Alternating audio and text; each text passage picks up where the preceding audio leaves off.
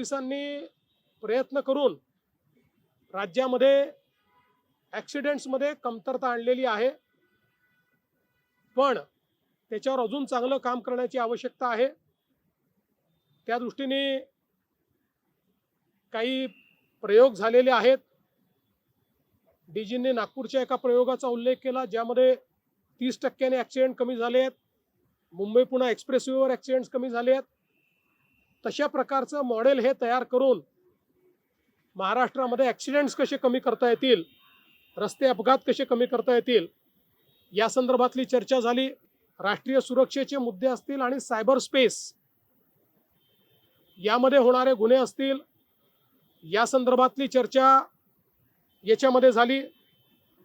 विशेषतः ड्रग्सच्या संदर्भात पुढच्या काळामध्ये ड्रग्स फ्री कॅम्पस ही जी काही एक संकल्पना आहे ती अधिक दृढतेनं कशी करायची या संदर्भात आज विचार झाला आणि त्या संदर्भात एक पुन्हा वेगळं सादरीकरण आणि त्याची एक स्ट्रॅटेजी ही या ठिकाणी डीजी तयार करून आमच्यासमोर ठेवणार आहेत आणि पुढच्या काळामध्ये ड्रग्सच्या विरुद्ध एक खूप मोठी लढाई ही महाराष्ट्रामध्ये सुरू करण्याचा निर्णय हा देखील आज आपण या ठिकाणी घेतलेला आहे।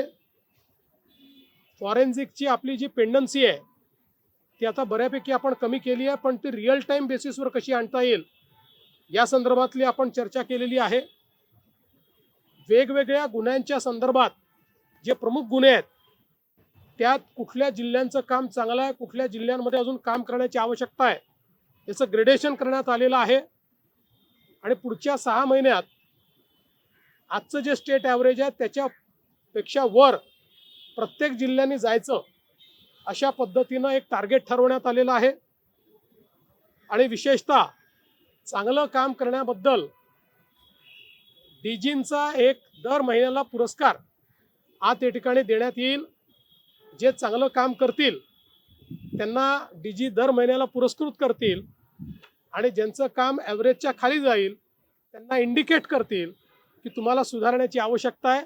अशा प्रकारची ही चर्चा या ठिकाणी झाली आहे। एकूणच पोलीस वेलफेअर असेल किंवा सगळ्या पोलिसांसमोरचे चॅलेंजेस असतील, मग वेगवेगळ्या प्रकारचे जातीय तणाव असतील, धार्मिक तणाव असतील, आंदोलनं असतील, या सगळ्या गोष्टींची एक मोठी चर्चा होऊन त्या संदर्भात पुढची स्ट्रॅटेजी आणि वे फॉरवर्ड अशा सगळ्या गोष्टींवर आज ही कॉन्फरन्स या ठिकाणी झालेली आहे आणि मला असं वाटतं की याचा एक चांगला परिणाम होईल आणि खालपर्यंत या सगळ्या गोष्टी या कॉन्फरन्समुळे जातील।